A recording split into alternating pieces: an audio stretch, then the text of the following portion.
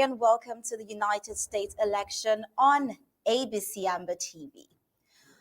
Oh well, as Donald Trump prepares for his second term in office, his initial appointment signaled a strong commitment to reshaping the executive branch with loyal allies who share his ideology's visions.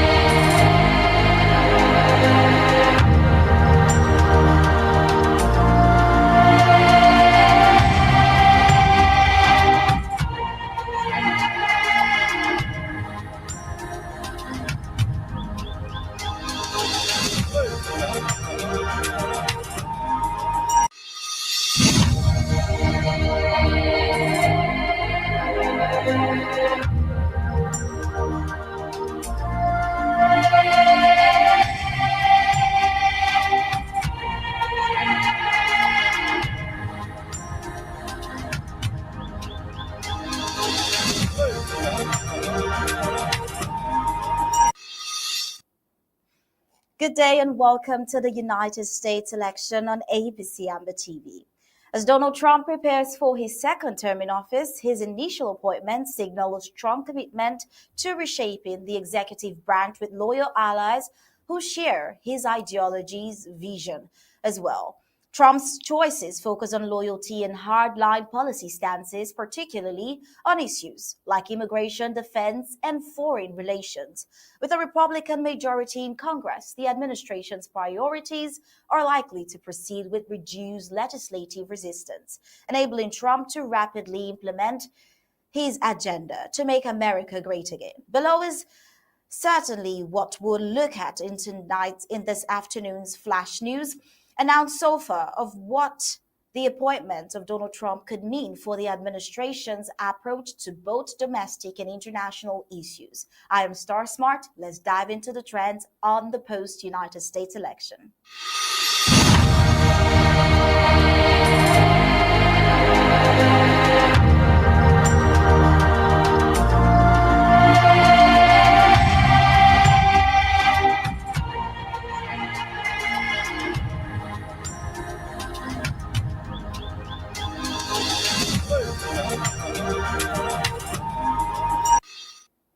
You're welcome back. Well, let's start with the president-elect's key cabinet appointment. Matt Gaetz as Attorney General. A staunch Trump supporter, Gaetz is expected to bring a conservative approach to the Justice Department, emphasizing reforms against what Trump calls a weaponized federal system. Gaetz has publicly stated his commitment to dismantling perceived partisan practices and addressing criminal organizations, setting up a more combative Department of Justice aligned with the priorities of the president-elect. Pete Hegseth as Defense Secretary. A Fox News commentator and military veteran, Hegseth's nomination has raised questions about his lack of high-level defense experience. Despite lacking prior defense administration experience, Hegseth is a military veteran and trusted Trump ally.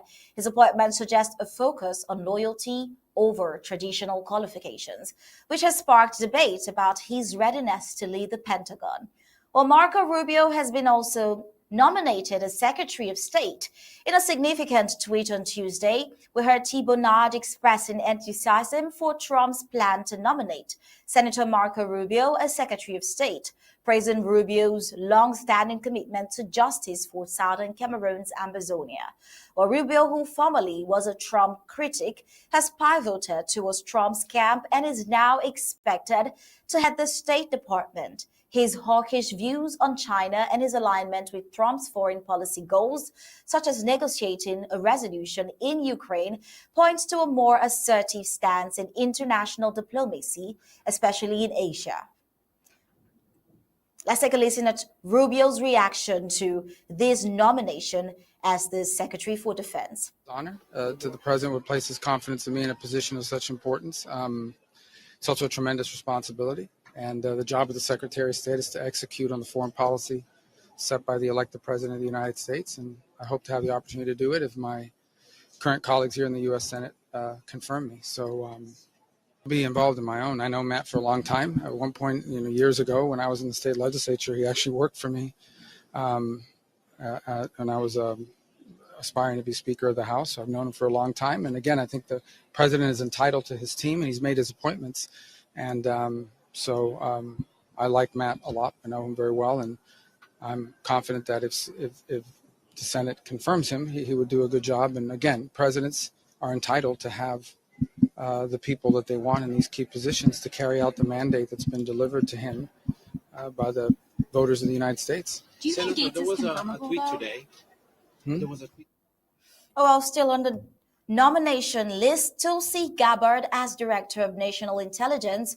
Tulsi Gabbard, a former Democratic Congresswoman, has gradually aligned with Trump on reducing intelligence oversight domestically. Her appointment underscores Trump's interest in adjusting the intelligence community's role to limit its impact on American citizens. Key strategic and policy objectives. In addition to these cabinet picks, we have Trump introducing Stephen Miller as Deputy Chief of Policy. Known for his stringent immigration views, Miller is set to focus on strict immigration policies and possibly expand deportation efforts.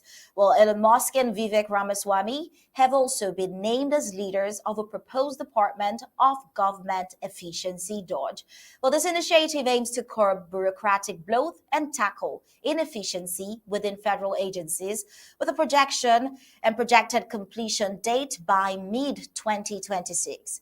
Well, these elections indicate Trump's emphasis on loyalty, particularly amongst candidates with media prominence and policy hardliners who align with his priorities on immigration, justice, and foreign policy, as well as his diversity with his choice also involving those from the Democratic Congress, as well as previous critics into his nomination for this year 2024. Well, Trump's transition and him meeting with Biden is quite significant. We saw that him being triumphant in his return to the White House, Donald Trump has met with Joe Biden, and contrary to past encounters, their interaction was notably cordial and respectful. Instead of animosity, both displayed a very surprisingly pleasant and respectful demeanor towards each other, showing support. President-elect Donald Trump shared with the Post on Wednesday yesterday that he and President Biden had a surprisingly positive interaction during their post-election meeting in the Oval Office. He says, "We both genuinely enjoy the chance to see each other." The 78-year-old Donald Trump remarked in a phone interview as he departed Washington, reflecting on their lengthy campaigns. He added that it's been a tough road for both of us, and he did a commendable job on his side. "We had a very productive meeting," he said. Let's take a look at what the meeting was like. President-elect and former President. Thank you. Donald, congratulations. Thank you. And looking forward to having like we said, smooth transition. Do everything we can to make sure you're accommodated, what you need. And we're going to get a chance to talk about some of that today. So Good. welcome. Thank Welcome you back. very much. And, thank you very much. And politics is tough, and it's many cases not a very nice world, but it is a nice world today, and I appreciate it very much. A transition that's so smooth, it'll be as smooth as it can get, and I very much appreciate that, Jim. You're welcome. And that's how the meeting between the current president and the president-elect ended. But then on the international scene, Biden's final encounter with Chinese President Xi Jinping at the upcoming APEC summit serves as a significant precursor to the foreign policy climate that Trump would have to inherit. Trump's second term is expected to prioritize substantial government reform and reshaping immigration, criminal justice, and defense policies, aligning closely with the conservative agenda that dominated his campaign. Well, congressional support and legislative dynamics were saying that following their victory in the recent midterm elections, Republicans now hold a majority in both chambers of Congress, strengthening Trump's hand in implementing his agenda. With Trump With allies in the White House and Senate, Trump would likely face fewer obstacles in advancing conservative reforms and passing significant legislation. On Wednesday, the Republican Party secured the required 218 seats to achieve majority control in both the House of Representatives and the Senate. This accomplishment solidifies their dominant position following the 2024 United States election, enabling the party to lead both legislative chambers. Now, this development marks a shift from his first administration, where the opposition-controlled House often stymied his efforts. While internationally, Biden's farewell meeting with Chinese President Xi Jinping shadowed that the upcoming APEC summit could set the tone for the United States-China relationship that Trump will inherit, although diplomatic ties with major powers may face more assertive policies. Trump's foreign appointments, such as Rubio's as Secretary of State, hint at a foreign policy mix of pragmatism and restraint, particularly regarding conflicts like the one in Ukraine. Donald Trump's approach to filling his administration is rooted in trust and alignment with his conservative principles. His cabinet selections demonstrate a clear intent to realign domestic policy with a focus on loyalty, efficiency, and conservative values while reshaping America's foreign relations through a more cautious and nationalistic lens. Well, with a strengthened Republican majority in Congress, Trump's administration has a rare window to enact substantial policy changes with minimal legislative pushback. These early appointments provide a glimpse into a government that is poised to recalibrate the balance of power, focusing on sovereignty, loyalty, and reform. As Trump's second term begins, the international community and the American public watch closely to see how these decisions will shape the country's future trajectory. Well, that's all we have on the Flash News today. We'll leave you with his speech, the speech of the President-elect Donald Trump as he recounts the journey to victory at House GOP conference. But the House did very well, and I think we're responsible for 31, helping you with 31, meaning we could have lost by quite a bit, and we ended up, I guess you'll be 5 up. Are you looking at 5 or 4? 5 or 4, right?